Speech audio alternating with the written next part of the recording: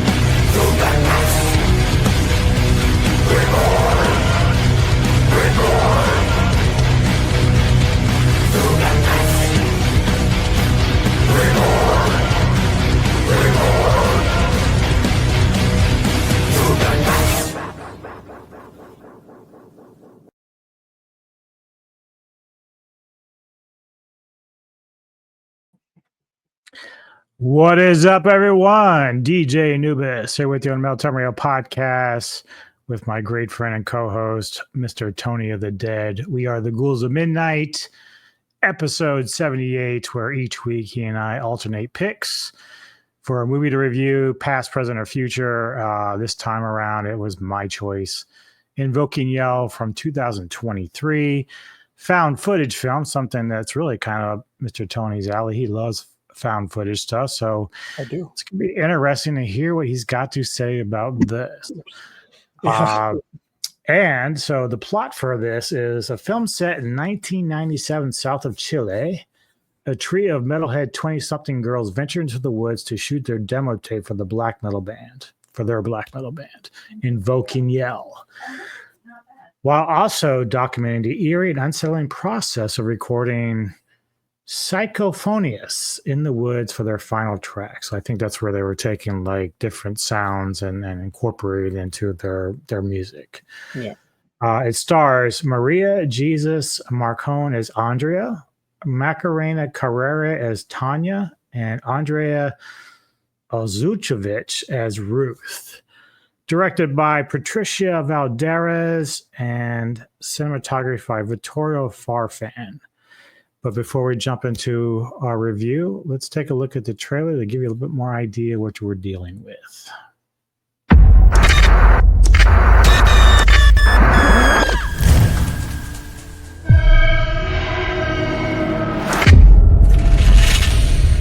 Nosotros somos la única banda de metal de mujeres. Influenciado exclusivamente por nuestras emociones.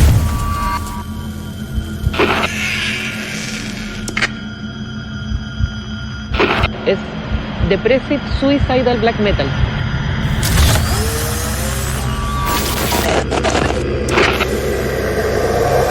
Vamos a registrar psicofonías, además de gritos en el bosque.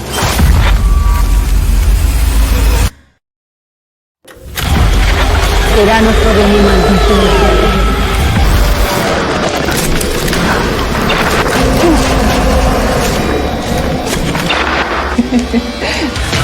Mata, asesina. Mata, asesina. Mata, asesina. Despierta, despierta.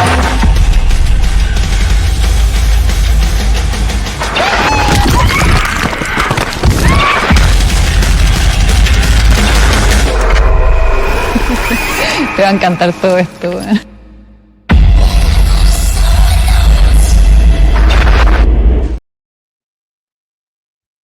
There you go. So yeah, obviously, this is sort of playing off of the early '90s black metal scene, where church burnings, the issues with Mayhem, and the murder of Euronymous from Varg. These girls, clearly, at least two of them that are actually in the band. The third one, Ruth, is actually the person they've hired, so to speak, to film, a friend of theirs, to film their video for their song that they're going to perform out in this forest to do their demo. So they're taking inspiration from a lot of the original black metal stuff, which one good thing about this, to their credit, is they did research a little bit. So a lot of the name drops they threw out there early in the film about the bands they were influenced by were actual black metal bands around that time. So much credit to them to not just try to fake it or throw out like power metal bands of some sort to try to fake people out, but they actually named the actual legit bands from that era. So before we dive in, what was your initial reaction? Were you excited to see this, or? Well, found footage. Yeah, I was excited to watch a found footage film. Black metal, can't go wrong. Or could you? I was excited at first. Yeah. Like I always say, I didn't watch a trailer. I technically don't see the trailer until you show it. Really. Yeah, I don't know if I actually watched it myself either. Like, because this was on Shudder, so I mean, usually they have a trailer, but I don't even think I sat and watched it. I just read about it and said, okay, it's something about black metal and them trying to record a demo. So okay, well, this sounds cool. It's metal related. I'm a metal guy. You're a metal guy, so we'll go and test the waters and see what we got here. Surprisingly, just because even though Rotten Tomatoes doesn't have like an audience review for this, as far as a percentage, the critics gave it like a 78%. So it's almost like 80 from the critics. Now, granted, it's only 9 reviews, so it could be all people from Spain. We don't know, or Chile. All their friends. Yeah. So it's really hard to say like, what it is that they find in this. Like, there are some concepts about this that I do like. Obviously, I'm not a big found footage guy. This. Ever since Blair Witch, I'm just kind of like wanting to piss on all of it. But there are certain ones I do like. Lake Mungo, very fun. I really like that film. It's Yeah. something that I really like. And this again, concept of the girls trying to play music and metal and stuff like that. Some of it's predictable. Obviously, these girls are on their way out to this area in the forest that the two girls of the band have been out there before recording, so they are familiar with the area. This third girl, Ruth, is friends with I can't try to remember. I think it's Tanya is the other girl. Andrea is the main girl, and Tanya is the second one. Yeah. I think Ruth is Tanya's friend. Yeah, But you she's kind the of learn, short-haired girl. yes. Yeah. And so early on, you start just getting vibes from Andrea, like she's trying to be all cult and true black metal. She's like, I don't like that girl, Ruth. She seems like a poser. She's like already giving off negative vibes Yeah. about this girl. So you kind of already kind of see where this is going to kind of go. Like, it's like, okay, I can see this is going to be a problem, down the road. Ruth is just all like, she's like, what's wrong with her? Right. Yeah.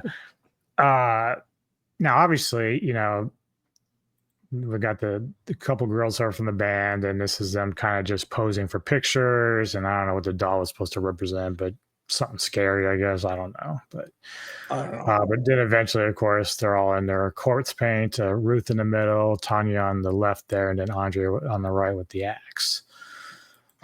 So they're out there, and the problem with the film that I have is that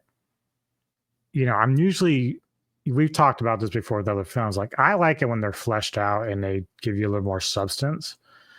This one doesn't flesh anything out. It just kind of like, it's a slow burn for about like an hour into this film. Like, it's just them walking around and jumping on top of things, and you get the girls kind of bickering about this and this and this, and they're talking about the music, but it never really goes anywhere in terms of like real interest. So like, I'm going through this. I'm like, dude, is this ever going to get to anything interesting? Like, like we're talking about haunted shit. There's a doll. I'm thinking, I kept looking at the background. Is there going to be something I could see, like hiding, or look at this doll? Why is it? Didn't matter. It's just a doll. There's not like a haunted spirit attached to it or anything. It's just like, it's just so dumb. It's like, and the thing is, like, I think I could have given them a pass because, like I said, they do spend a little time talking about the history of black metal and why they want to do what they're doing.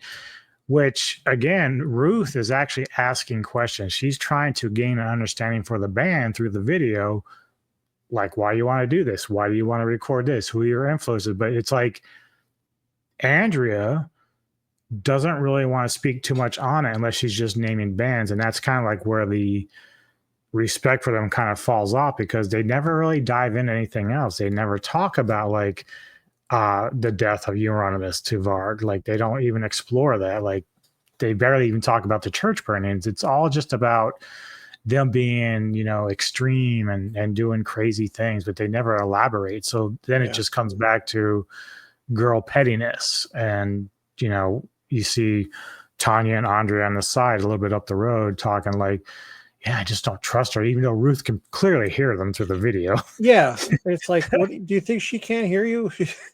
Right. And it's even funny because Ruth, I think in some ways, is actually kind of having fun with it. Like, she almost enjoys like that she's irritating Andrea to a point. She's like, I forget what she says at that point. She's just kind of like, yeah, I can hear you. It's funny. She just starts laughing as it's no big deal.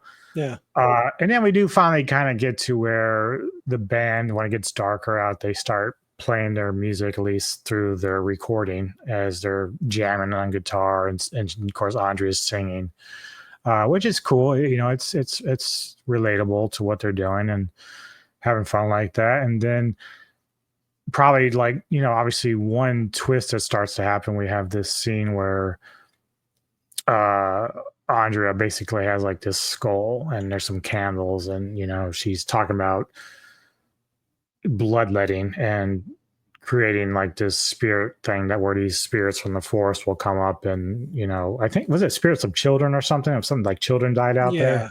Yeah, the bus that was in there was like a bunch of kids or something. Yeah, so she's talking about like, cutting herself and using blood to resurrect these spirits. And so the one nice little twist is, of course, is when, for most of the film, Tanya defends Ruth. Like, he's kind of like, she's my friend, she's cool. But then she's the one who takes like a brick and hits Ruth in the head. Yeah. And I was like, oh, okay, we're making a little interesting here. This is something I didn't see coming right away. But they don't really follow through with it.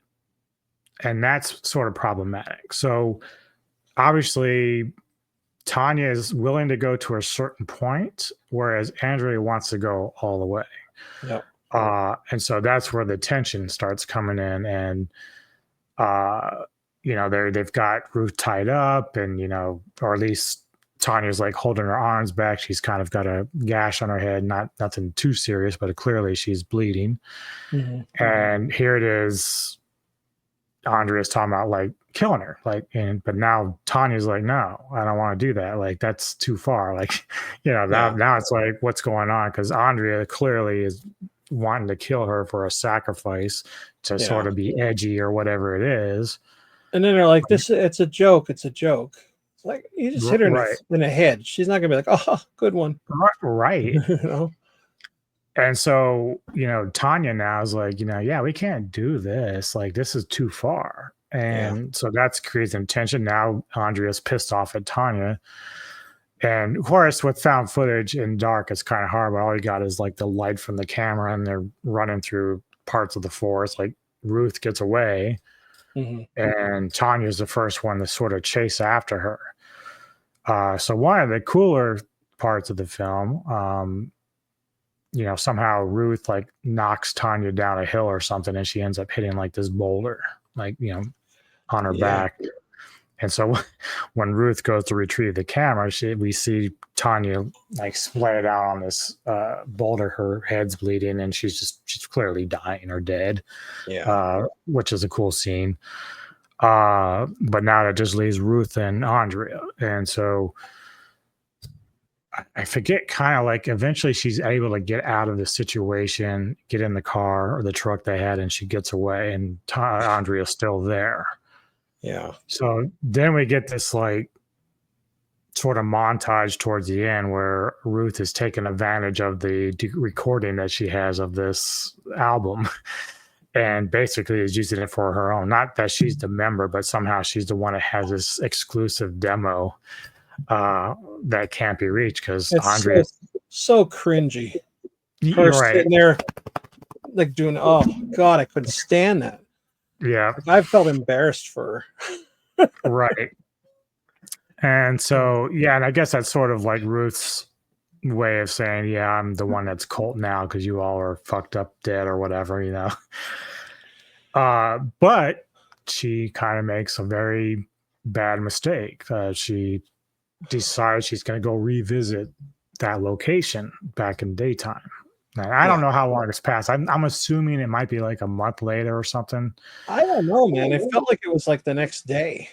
Sometime, yeah. But like it's because she is taking advantage of that demo that was sent to a magazine, I think, or whatever, and getting some, accolades and all that. I think she was taking credit for having that.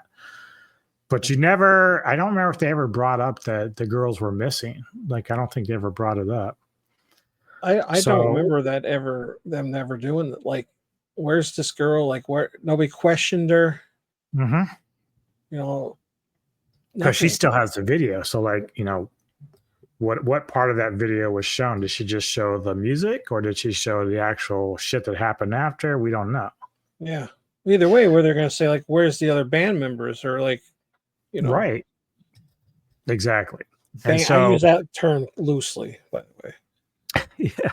There's two members, and she might be in the band if she is good enough. It's like, yeah, that was the thing too. It's kind of like the setup, like, if you're cult enough, you'll be in our band. But yeah.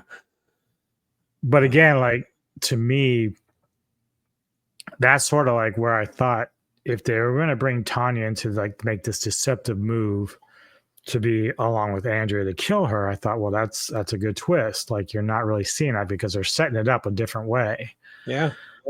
But then in the end, of course, Tanya resorts back to just to being the good friend and like, oh yeah, it was just a joke. We weren't gonna do anything. And it's weird too because there was a moment when Tanya had Ruth on the ground and it looked like Andrea was going to cut her throat. Yeah. That didn't happen either, so I'm not sure why. But either way, Ruth decides she's going to go back to that location.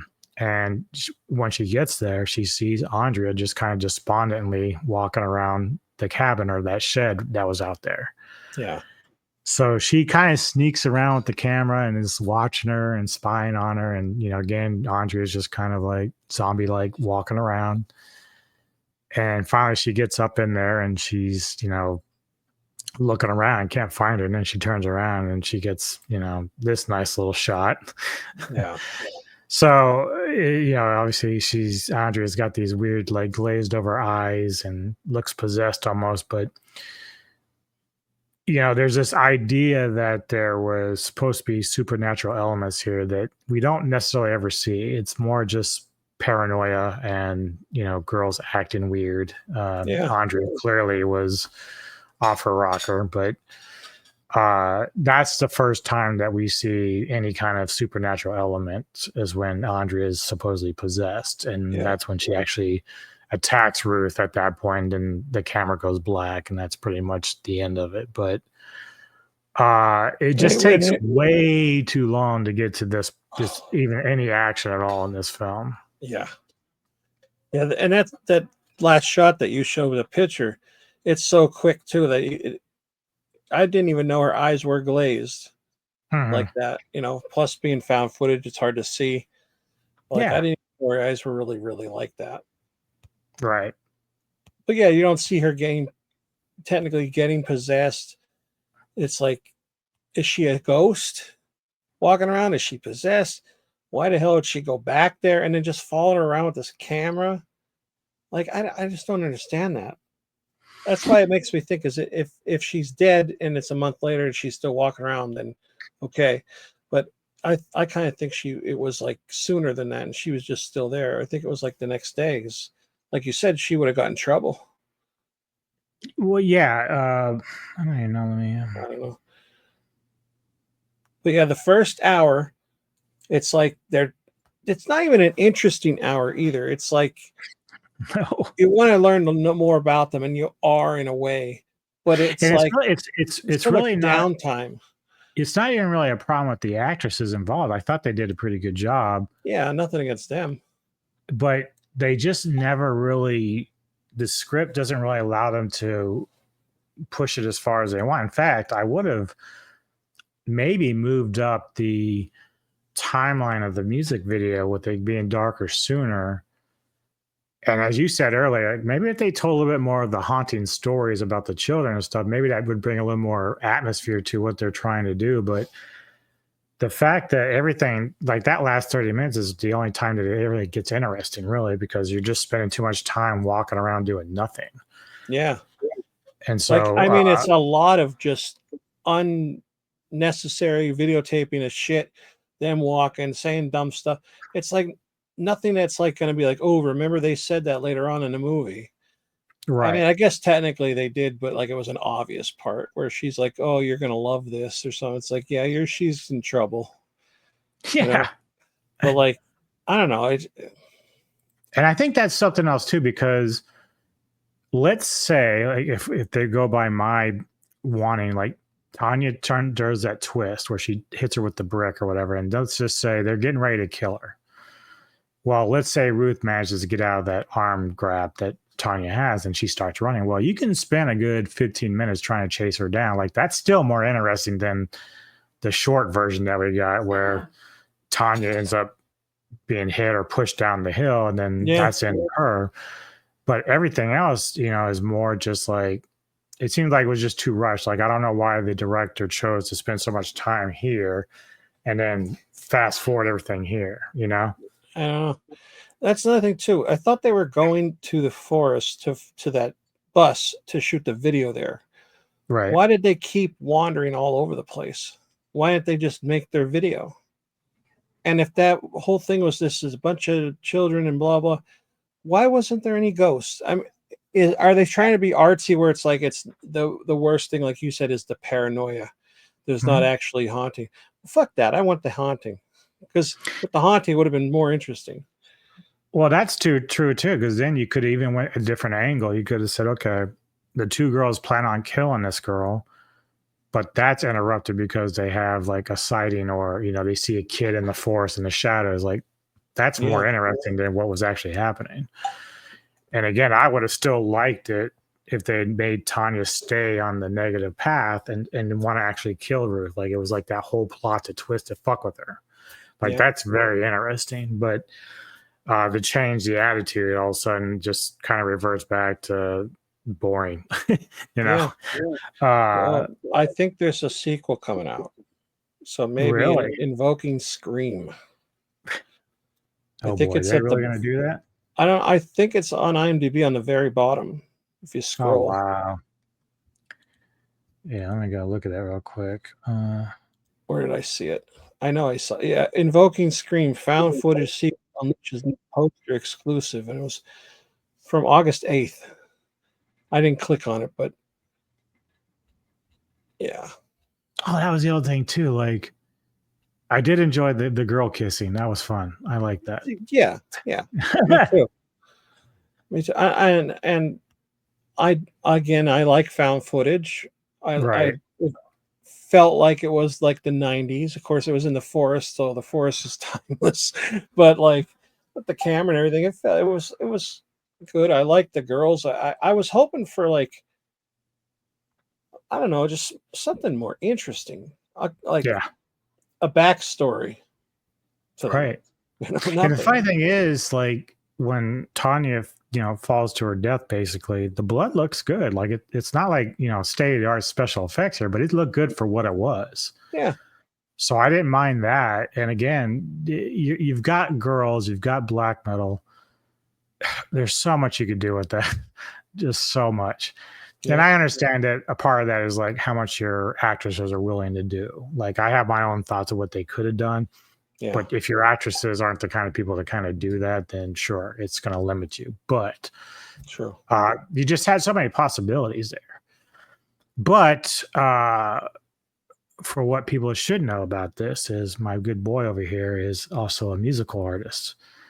And he has a little project called White Trash. And he made a song about this, which was cool. I was not sure what to expect when he sent it to me, but it was a lot of fun. I enjoyed the track, and I'm going to actually play it for everybody here so they can kind of hear it. I don't think it's super long, but it's fun. So this is called Invoking Yell. The song's called, or no, his song was called what? Psychological something? Psychological. I can't remember. Yeah, let me go look at it real quick, 'cause I don't want to get it wrong. It is called, what did I do with it? Oh, there it is. It's called Psychophonia Ritual. So Yeah. so he's playing off of the actual idea that they were using what was, which I give him credit for. Again, the instruments, the recording devices were cool. It's very much, this is shot so well. It's because it's shot like it was shot in 1997. It's really good that way. That's one great thing about it. Agreed. So they paid tribute to that time period with VCRs and all that shit. So it's good.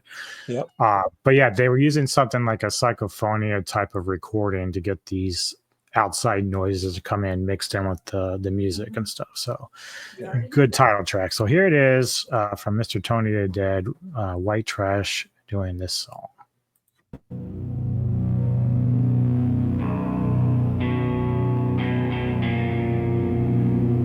Static screams in the trees.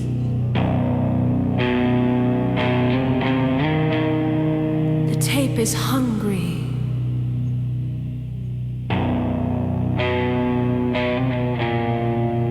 We invoke. We yell.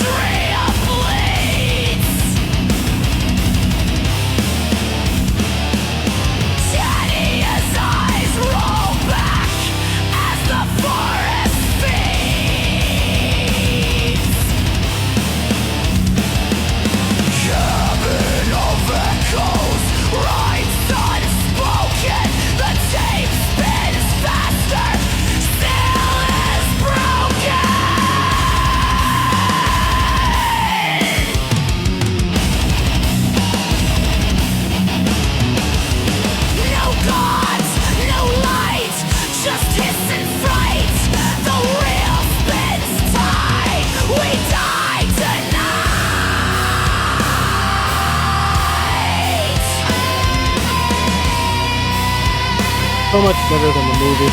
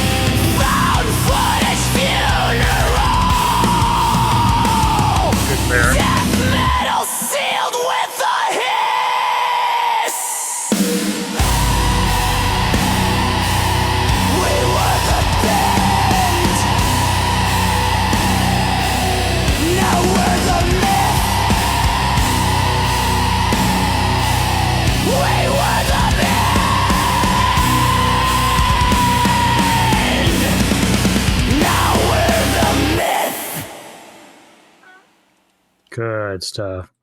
That's a good song. Yeah, you're gonna have to resend me the lyrics because I want to put them in the description for this episode. Okay. Because those are really good. Good job on that. And you Thank did that with AI, right? Yeah. That's incredible.